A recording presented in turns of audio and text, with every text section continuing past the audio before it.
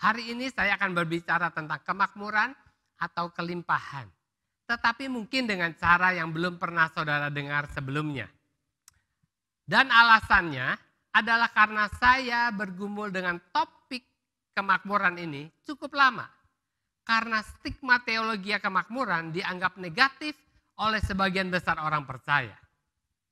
Dan saya berdoa dan berharap apa yang akan saya sampaikan hari ini akan menjadi berkat buat kita semua. Mari kita berdoa terlebih dahulu. Tuhan Yesus, terima kasih buat kesempatan kami kembali mendengarkan sabda firman-Mu. Kami buka hati dan telinga kami untuk firman-Mu. Kami minta Roh Kudus menerjemahkan setiap firman ini ke dalam hati kami. Supaya kami bukan hanya jadi pendengar, tetapi kami menjadi pelaku firman dan kami mengalami janji-janji Tuhan. Di dalam nama Tuhan Yesus kami berdoa. Amin. Waktu saya pertama kali bertobat tahun 1988, kondisi ekonomi saya sangat parah. Tidak punya pekerjaan, tidak punya uang, utang banyak. Jadi ketika saya mulai percaya kepada Tuhan Yesus, saya berharap Tuhan memberkati saya. Dan mujizat pertama yang saya alami selain kelahiran baru adalah mujizat keuangan. Saya bekerja dan saya melayani pekerjaan Tuhan dengan serius. Dan dengan bertumbuhnya kerohanian saya, Tuhan terus memberkati pelayanan saya, memberkati pekerjaan saya, sehingga bukan saja hutang-hutang saya lunas, tetapi saya juga mulai merasakan apa namanya kemakmuran. Diberkati dengan berkat yang cukup melimpah. Tetapi saya melihat ada banyak orang-orang yang tidak percaya pun makmur. Kondisi finansial mereka sangat baik, bahkan sangat kaya, jauh lebih kaya dari saya. Jadi saya ingin memahami apa itu kemakmuran, apakah itu alkitabiah, apa sebenarnya yang Alkitab bicarakan ketika kita sedang berbicara tentang kemakmuran. Apakah itu hanya uang atau ada sesuatu yang lain? Dan ketika saya mempelajarinya selama bertahun-tahun, Tuhan memberikan pemahaman-pemahaman baru yang saya harap itu akan menjadi berkat bagi saudara hari ini. Hal pertama yang Tuhan taruh dalam hati saya tentang kemakmuran atau kelimpahan atau prosperity adalah ide kelimpahan dan kemakmuran itu adalah dari Tuhan. Bukan datang dari manusia. Saya ulangi, ide kelimpahan dan kemakmuran itu adalah dari Tuhan. Yohanes 10 ayat 10 berkata, pencuri datang hanya untuk mencuri dan membunuh dan membinasakan. Aku datang supaya mereka mempunyai hidup dan mempunyainya dalam segala kelimpahan. Dalam terjemahan The Passion Translation dikatakan, a thief has only one thing in mind. He wants to steal, slaughter, and destroy. But I have come to give you everything in abundance, more than you expect. Life in its fullness until you overflow. Dikatakan seorang pencuri hanya memiliki satu hal dalam pikirannya. Dia mau mencuri, membantai, dan menghancurkan. Tetapi aku, Yesus telah datang untuk memberikan segala sesuatu kepadamu dalam kelimpahan. Lebih dari yang kamu harapkan, yaitu hidup yang selalu penuh, bahkan sampai tumpah keluar. Pertanyaannya adalah, apakah arti hidup yang berkelimpahan itu? Sebelum saudara mendengarkan penjelasannya, satu hal yang saya ingin saudara simpulkan lagi dari Yohanes 10 ayat 10 yaitu kelimpahan adalah gagasan atau idenya Tuhan.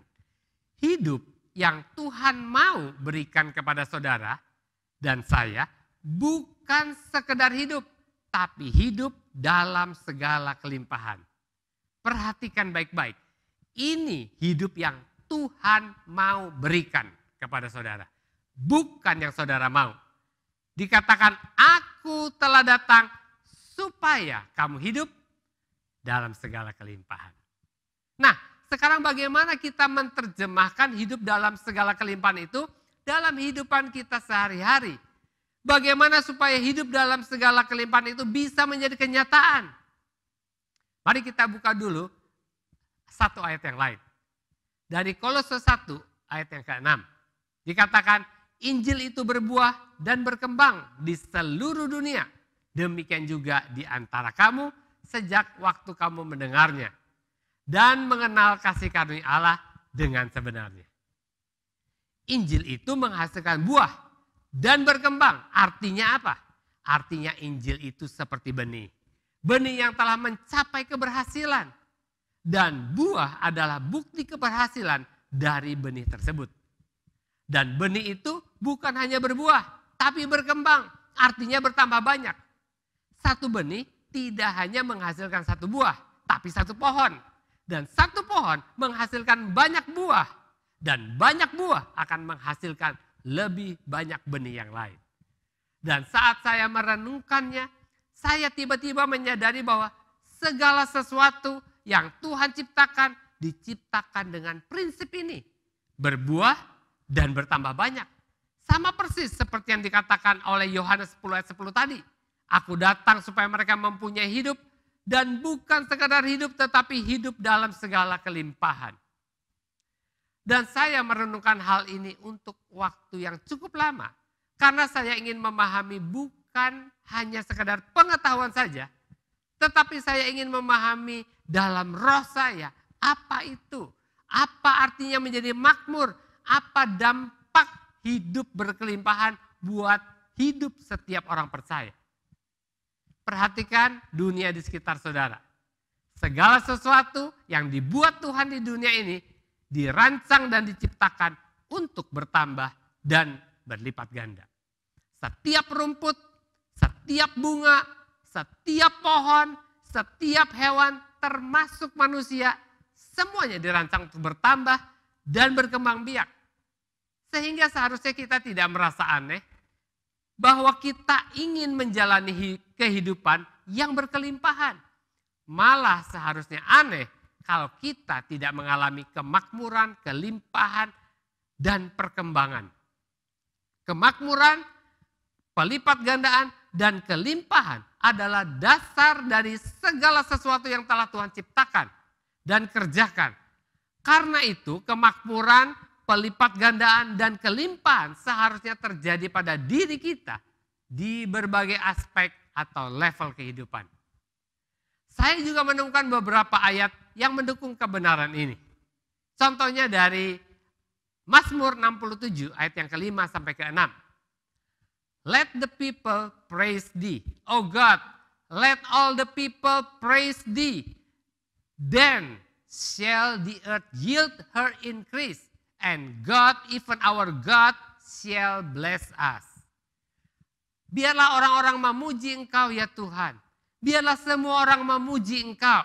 Dengarkan, dikatakan, kemudian bumi akan meningkatkan hasilnya. Dan Tuhan kita sendiri yang akan memberkati kita. Jadi dikatakan di sana kalau kita memuji Tuhan, maka bumi akan meningkatkan hasilnya. Semua ciptaan memiliki potensi untuk bermultiplikasi dan potensi itu sudah ada di dalam setiap ciptaannya. Bagaimana caranya? Dengan memuji Tuhan atau dengan mengakui Tuhan sebagai sumber dari segala sesuatu. Sikap hati yang selalu bersyukur akan membuat segala berkat Tuhan meningkat dalam hidup kita. Jadi jika kita mau berbicara tentang kemakmuran atau kelimpahan atau prosperity, pertama-tama kita harus mengenali sumbernya dan memahami bahwa Tuhan merancang setiap ciptaan dengan potensi untuk berbuah, berkembang, berkelimpahan, termasuk saudara dan saya di dalamnya. Dan dari situlah Tuhan membawa saya untuk memahami apa artinya memiliki hidup yang makmur atau berkelimpahan seperti yang saya sebutkan di awal tadi. Ayo kita lihat satu ayat lagi dari Mazmur 115 ayatnya yang ke-13 sampai ayat yang ke-14. Tuhan memberkati orang-orang yang takut akan Tuhan, baik yang kecil maupun yang besar. Kiranya Tuhan memberkati, memberi pertambahan kepada kamu kepada kamu dan kepada anak-anakmu. Dikatakan bahwa orang yang takut akan Tuhan akan diberkati, baik besar atau kecil. Dan Tuhan akan memberikan pertambahan, peningkatan. Bukan hanya kepada kita, tetapi juga kepada anak-anak kita. Jadi dari semua ayat-ayat ini, saya percaya kita tidak meragukan lagi bahwa firman Tuhanlah atau Tuhanlah yang menjadi penggagas, inisiator dari kemakmuran, keberhasilan, peningkatan, dan kelimpahan dalam hidup setiap ciptaannya. Jadi, saudara tidak perlu merasa bersalah jika saudara menginginkan hidup yang penuh dengan kelimpahan, hidup yang makmur. Karena naluri untuk meraih kemakmuran dan kelimpahan sudah ditanamkan Tuhan dalam diri kita semua sejak awal penciptaan. Tuhan mau kita mengalaminya. Dalam Yohanes 10 ayat 10 Tuhan Yesus berkata bahwa aku datang supaya kamu mempunyai hidup dan mempunyainya dalam segala kelimpahan. Saya percaya Tuhan mau setiap kita mengalami kelimpahan dan kemakmuran dalam setiap aspek atau level kehidupan kita. Dan tingkat pertama yang akan kita bicarakan adalah kemakmuran secara spiritual atau rohani. Dan saya ingin kita mengingat tentang pengalaman lahir kembali kita masing-masing. Apa artinya dilahirkan kembali? Apa hubungannya dengan kemakmuran? Di Kisah Para Rasul 26 ayat 18, Paulus menerima tugas dari Tuhan Yesus tentang pelayanannya yang baru saja dimulai. Dan Yesus berkata kepadanya, pelayanan yang aku berikan kepada Paulus memiliki tujuan. Apa? Untuk membuka mata mereka dan mengubah mereka dari gelap menjadi terang. Mari kita buka Kisah Para Rasul 28 ayat 18. Untuk membuka mata mereka supaya mereka berbalik dari kegelapan kepada terang. Dari kuasa iblis kepada Allah. Supaya mereka oleh iman mereka kepadaku memperoleh pengampunan dosa dan mendapat bagian dalam apa yang ditentukan untuk orang-orang yang dikuduskan. Apa yang saya lihat dari ayat ini dikatakan untuk membuka mata mereka dan mengubah mereka dari kegelapan menjadi terang. Itulah kemakmuran. Dengan kata lain, jika matamu tertutup untuk hal-hal yang dari Tuhan, jika matamu tertutup terhadap kerajaan Allah, jika matamu tertutup untuk proses penciptaan yang saya sampaikan tadi, dan bagaimana segala sesuatu yang bekerja dalam saudara, artinya saudara sedang berjalan dalam kemiskinan spiritual. Tapi jika mata rohani saudara terbuka, saudara akan pindah dari kemiskinan menuju kemakmuran. Dalam arti spiritual. Saudara bisa menangkap maksud saya? Selanjutnya dikatakan untuk mengubah mereka dari kuasa iblis kepada Tuhan. Dan kalau kita bicara soal setan, maka kita sedang bicara soal kemiskinan, soal kehancuran, soal kehilangan, soal sakit hati, depresi, tentang semua hal negatif dari kehidupan. Dan Paulus mengatakan bahwa dia telah ditugaskan untuk membuka mata orang untuk memindahkan mereka dari gelap kepada terang dan dari kuasa setan kepada Tuhan. Itulah kemakmuran. Atau dengan kata lain, ketika kita dilahirkan kembali, kita sedang bergerak dari kematian menuju kehidupan, dari kemiskinan menuju kemakmuran secara spiritual. Roh kita menjadi hidup bagi Tuhan. Roh kita menjadi satu dengan Tuhan. Dan kita memasuki alam kemakmuran spiritual yang seharusnya membebaskan kita. Kebenaran akan membuat kita bebas dan kita akan memasuki sesuatu yang mungkin belum pernah kita pikirkan sebelumnya. Sayangnya kepada orang yang dilahirkan kembali, kebanyakan hanya dijelaskan bahwa mereka diampuni, diselamatkan, tidak akan masuk neraka. tetapi ide atau potensi untuk hidup berkelimpahan yang sekarang menjadi hak mereka tidak pernah dijelaskan. Kemakmuran dimulai dari dalam roh saudara. Jadi jika saudara dilahirkan kembali, maka saudara ada pada posisi kemakmuran. Entah saudara mengerti atau tidak. Itulah sebabnya saya pun merasa nasib saya jadi berubah setelah saya dilahirkan kembali. 1 Korintus 2 ayat 9 berkata, tetapi seperti ada tertulis, apa yang tidak pernah dilihat oleh mata dan tidak pernah didengar oleh telinga dan yang tidak pernah timbul dalam hati manusia, semua yang disediakan Allah untuk mereka yang mengasihi Dia. Ayat 12 dikatakan, kita tidak menerima roh dunia, tetapi roh yang berasal dari Allah. Supaya kita tahu apa yang dikaruniakan Allah kepada kita. Roh Tuhan ada di dalam kita untuk mengungkapkan ini. Sehingga kita dapat mulai berjalan dalam realitas kemakmuran sejati. Karena kemakmuran sejati dimulai dari dalam roh saudara. Ini yang pertama. Kemakmuran secara rohani atau spiritual. Nah, yang kedua adalah kemakmuran mental atau pikiran. Roma 12 ayat 2 berkata, janganlah kamu menjadi serupa dengan dunia ini, tetapi berubahlah oleh pembaharuan budimu, sehingga kamu dapat membedakan manakah kehendak Allah, apa yang baik, yang berkenan kepada Allah, dan yang sempurna. Kita hidup di dunia yang telah jatuh dalam dosa. Dan Alkitab mengatakan, dunia ini semakin hari semakin jahat. Dan semua yang berasal dari dunia downgrade. Semakin buruk. Jika pikiran kita tidak mengalami pembaharuan, jika pikiran kita gelap, maka kita akan sama dengan dunia. Downgrade. Akan terus merosot seperti dunia. Kita perlu mengisi pikiran kita dengan Injil, kabar baik, yaitu firman Tuhan yang hidup. Sehingga pikiran kita menjadi terang dan bisa melihat serta membedakan mana yang baik, yang berkenan, dan yang sempurna. Yang saya sebut dengan kemakmuran mental atau kemakmuran pikiran. Yaitu pikiran yang terfokus pada janji-janji Tuhan.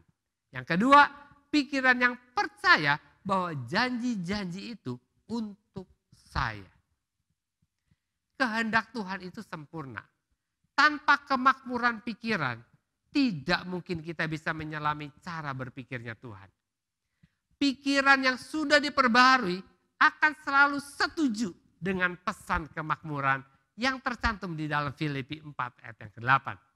Dikatakan, jadi akhirnya saudara-saudara, semua yang benar, semua yang mulia, semua yang adil, semua yang suci, semua yang manis, semua yang sedap didengar, semua yang disebut kebajikan dan patut dipuji, pikirkanlah semuanya itu.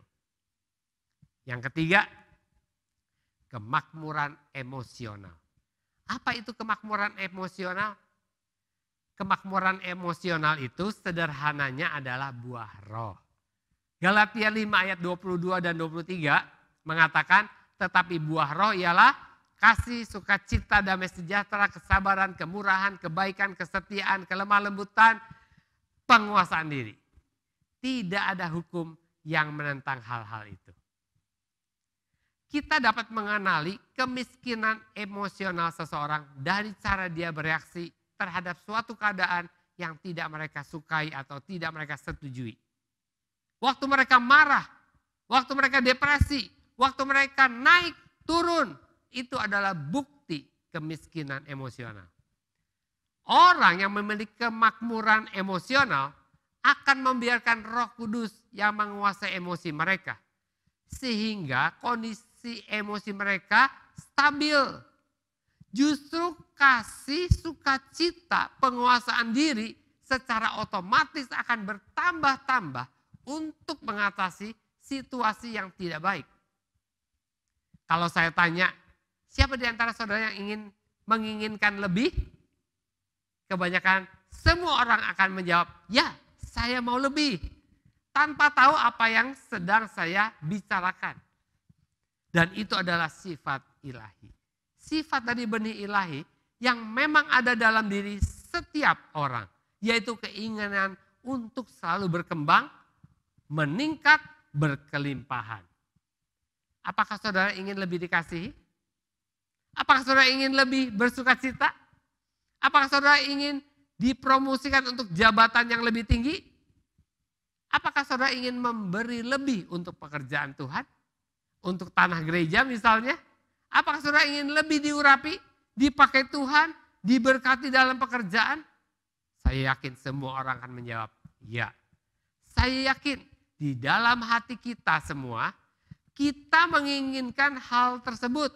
Tetapi kita lebih suka memakai kata secukupnya saja. Kenapa? Karena kita semua trauma dengan dua kata.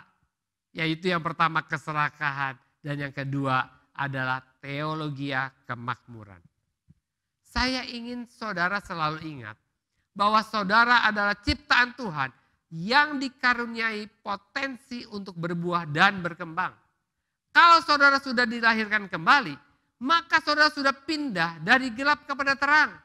Sehingga Tuhan ingin saudara makmur dan berkelimpahan. Tapi saudara harus mulai berpikir kemakmuran dan kelimpahan pertama-tama bukan pada tingkat uang. Tapi kemakmuran secara rohani. Lalu kemakmuran secara rohani membuat saudara mengalami kemakmuran secara mental atau pikiran. Selanjutnya saudara akan mengalami kemakmuran secara emosi. Dan kemakmuran dalam ketiga hal ini akan memungkinkan Tuhan untuk membawa saudara masuk ke dalam kemakmuran secara fisik, kemakmuran secara relasi, dan terakhir baru kemakmuran secara finansial juga. Jadi harus dimulai dari kemakmuran secara spiritual dan diakhiri dengan kemakmuran secara finansial. Kenapa? Karena jika saudara tidak makmur secara spiritual, makmur secara pikiran, emosional, fisik, dan relasi, maka uang justru akan merusak dan tidak akan memperbaiki keadaan. Beberapa orang yang sangat kaya di dunia ini, tetapi miskin secara rohani, justru menjadi sumber masalah bagi dunia. Amsal 3 ayat 9 sampai ke 11. Muliakanlah Tuhan dengan hartamu dan dengan hasil pertama dari segala penghasilanmu. Maka lumbung-lumbungmu akan diisi penuh sampai melimpah-limpah. Dan bejana pemerahanmu akan meluap dengan air buah anggurnya. Hai anakku, janganlah engkau menolak didikan Tuhan dan janganlah engkau bosan akan peringatannya. Tuhan ingin saudara memiliki cukup banyak untuk memenuhi tujuannya. Karena uang adalah salah satu alat yang punya pengaruh besar untuk mencapai kehendak Tuhan. Dan jika saudara memiliki kemakmuran spiritual, mental, dan emosional, maka itu akan memampukan saudara untuk memuliakan Tuhan, menghormati Tuhan, dan Tuhan akan memberikannya kepada saudara. Karena Dia dapat mempercayai saudara, karena saudara memahami maksud dari kemakmuran tersebut. Amin. Mari kita berdoa. Tuhan Yesus, kami mengucap syukur. Sekarang kami tahu, kami sadar bahwa kami diciptakan oleh Tuhan dengan satu potensi untuk hidup dalam segala kelimpahan. Dan Tuhan mau memberikan kepada kami bukan sekedar hidup, tapi hidup dalam segala kelimpahan. Berikan kepada kami Tuhan kemakmuran secara spiritual, secara rohani. Supaya ketika Tuhan memberkati kami dengan keuangan yang baik, kami bisa mewujudkan, mencapai rencana Tuhan. Berkati setiap orang yang mendengarkan program ini, supaya mereka bisa mengalami kemakmuran secara spiritual, pikiran, emosi, dan sebagainya. Termasuk di dalamnya mereka bisa mengalami hidup dalam segala kelimpahan. Terima kasih Tuhan, di dalam nama Tuhan Yesus kami mengucap syukur dan berdoa. Amin. Tuhan Yesus memberkati kita semua. Kita berjumpa minggu depan dalam ibadah online yang sama.